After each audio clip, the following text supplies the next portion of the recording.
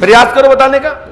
बता सकते थे, आपका शरण में आते नहीं गुरुजी। चमड़ी पर सफेद दाग आने लगते हैं, किसी के काले आने लगते हैं। 6 महीना से बीमार है, मैं सब डॉक्टर के पास लेके थक गया, कोई टेस्टिंग में कुछ नहीं आ रहा है। बिल्कुल मेरी गारंटी है खूब आगे जाएगी, लेकिन डर लगता है उसका। मैं आपके लिए एक ऐसी चीज लिख रहा हूं, वो सही हो तो बताना। सुबह से लेकर शाम तक का लंगर होगा। कल खुदा का लाभ नहीं मिला, थोड़ा भी लाभ नहीं मिला, एक्सिट होने से रंग बदल रहा है, कुष्ठ में बदबू आती है।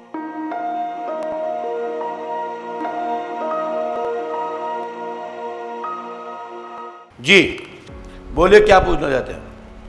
मेरी बेटी 6 महीना से बीमार है, मैं सब डॉक्टर के पास लेके थक गया, कोई टेस्टिंग में कुछ नहीं आ रहा, तो आपके पास आया हूँ। बेटी आई है? बेटी आई है। बुलाइए उसकी माँ। हाँ आई है। दोनों आ जाइए, बैठ जाइए। वाह, हमने ये आपके पिताजी का नाम क्या है? सरवन कुमार संघई। आपने किसी को बताया तो नहीं? हमने लिखा सरवन कुमार की पुत्री पर प्रेत बाधा है, चौकी रखी गई है। मुकेश गुप्ता पति का नाम है, तत्काल लाभ होगा।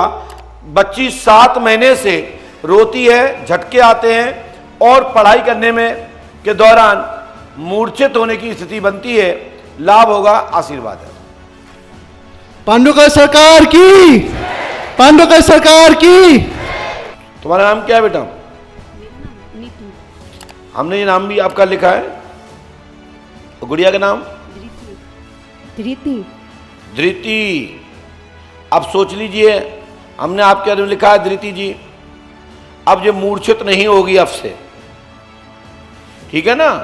भूत बाधा नहीं रहेगी, तत्काल लाभ इसी क्षण। इसको बंगाल में पढ़ा रहे हैं, तो पढ़ा सकते हैं क्या मामा करने? बिल्कुल बिल्कुल, कहीं भी पढ़ाइए, हॉस्टल में। बिल्कुल मेरी गारंटी है खूब आगे जाएगी, लेकिन डर लगता है खत्म हो जाएगा। ओम क्लीम जो मंत्र लिखा है, ये पढ़ के नहीं बताया जाएगा, धोखे से निकल गया। ये मंत्र 3 रामायण, 3 दिन का हवन, 3 नारियल बंधन, ये आपको करना है। साथ ही आपको 1 दिन का भंडारा करना है पंडोकर धाम में। सुबह से लेकर शाम तक का लंगर होगा आपकी तरफ से।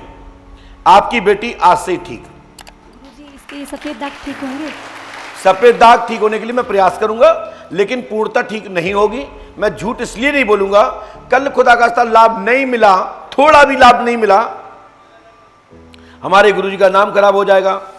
लेकिन हां, प्रयास करूंगा 99% ये दाग ठीक हो जाएंगे। सरकार की जय। 1% में, क्योंकि ये भूत बाधा नहीं है, ये कुष्ठ नहीं है, ये कोढ़ नहीं है, ये ब्लड में इन्फेक्शन होने से रंग बदल रहा है। डॉक्टर ने भी बोला होगा, कुष्ठ में बदबू आती है। ये कुष्ठ नहीं, ये जीवाणु जब अंदर जो कीटाणु हैं, जो रूप बदलते हैं, तो चमड़ी पे कलर बदलने लगता है। जैसे बूढ़े बुजुर्ग लोगों की चमड़ी पर सफेद दाग आने लगते हैं, किसी के काले आने लगते हैं, ये एक चमड़ी इन्फेक्शन है, ठीक है ना? लेकिन इसको भी कई लोग कुष्ठ रोग मान लेते हैं। तो भूत बाधा नहीं है, गारंटी हमारी है, लाभ होगा, आशीर्वाद है। अब आप आए कहां से? मैं एक खाली कागज ले रहा हूं, मैं इस पे, आप कहां से आए? माइक से बोलिए। नेपाल से आया हूँ। नेपाल से आए हैं? हाँ जी। मैं आपके लिए एक ऐसी चीज लिख रहा हूं, वो सही हो तो बताना। ठीक है गुरुजी। आपके पास नेपाल की करेंसी है क्या? है गुरुजी। है, क्योंकि आप नेपाल के तो होंगी, इसमें कोई बड़ी बात नहीं है। लेकिन हम एक नंबर लिख रहे हैं। देखो, किसी नोट में 808 है, जो डा ग्रुप 66 नंबर का नोट है। डा ग्रुप का हिंदी में डा का 66 में लास्ट अंक 808 है। मिलाइए, किसी में हो तो निकाल के देखो बाहर। कहां है? देखो, नेपाली अक्षर में लिखा हुआ 808। 800 वहां दिखाइए, यहीं से दिखाइए। अब सोचो, जब तुम्हारे जेब में, तुम्हारे पास करेंसी नेपाल की नोट के अंक लिखना, पढ़े लिखे और नेपाल वालों के लिए तो सोच का विषय है कैसे, और तुम्हारे पिता का नाम जानना कैसे, बता सकते हो? आप बता दीजिए, आप नेपाल से, हमारे बता दो, प्रयास करो बताने का। बता सकते थे, आपका शरण में आते नहीं गुरु जी। आप तत्काल में नीचे जाइए, आप किसी भी मन के व्यक्ति से एक नोट लेके आइए, जाओ लेके आओ, फिर वापस करवा देना, चिंता मत करना, जाओ लेके आओ। और बेटा आप देख लो, ये लैंड जा रहे हैं, ये नोट के अलावा दूसरा नहीं ला पाएंगे। जिससे लेना हो वो नोट एक निकालेंगे, वो नहीं देंगे पहला वाला, दूसरा देंगे, पता है यार। आप इनके परिचित हैं? ओ क्या बात है, क्या बात है। बैठ जाइए और मिला लीजिए कि ये लिखा है, खोलो उसको। 500 का दिया है, बड़े समझदार आदमी है। लेकिन देखो जहां में लास्ट में 700 होगा, लास्ट में 700 होगा, 500 का नोट होगा और आपका ब्लड ग्रुप AB+ होगा। जय जय श्री राम, बोलो जय श्री राम। बोलो है कि नहीं? समझ में आया? और आपका ब्लड ग्रुप AB+ है। माइक से बोलो हाँ या ना। AB+ है मेरा ब्लड ग्रुप, AB+।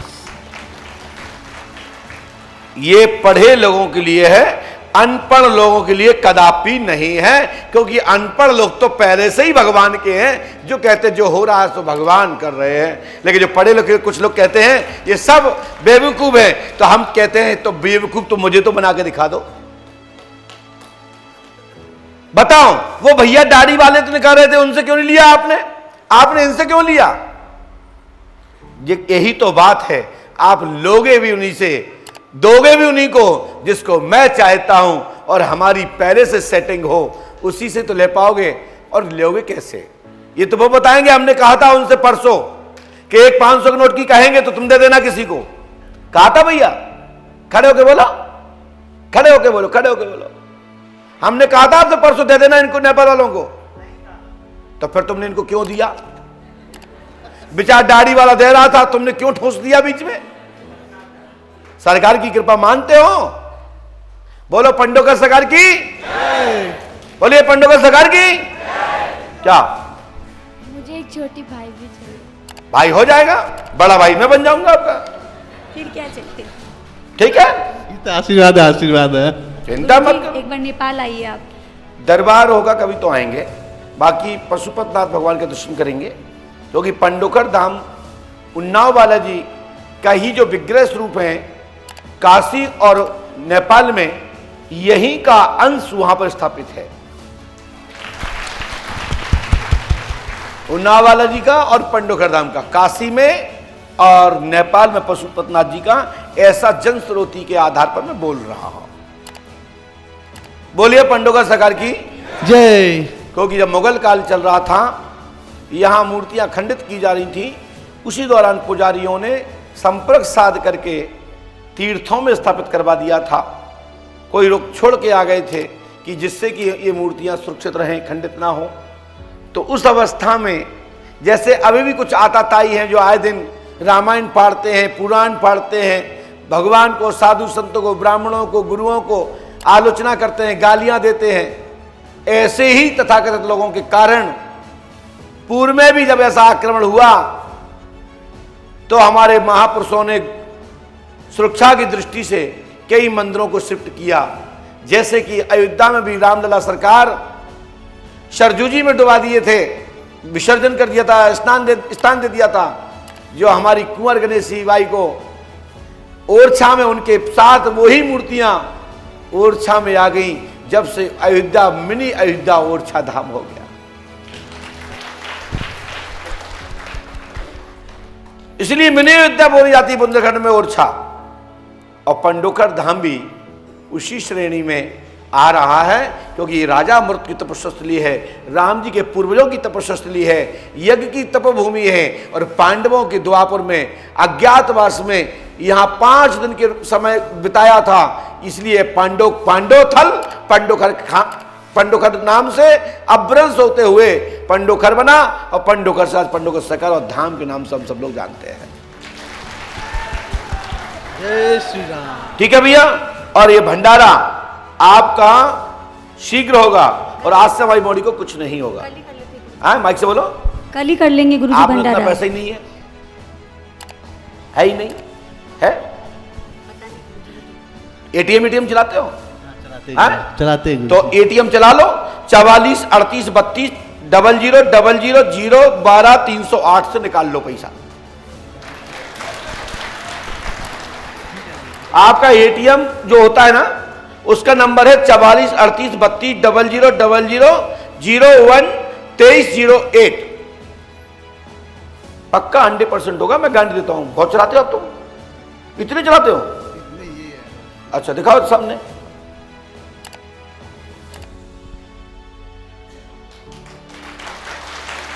अब पढ़े लिखे लोग तो मानेंगे कि जबरदस्ती मानेंगे?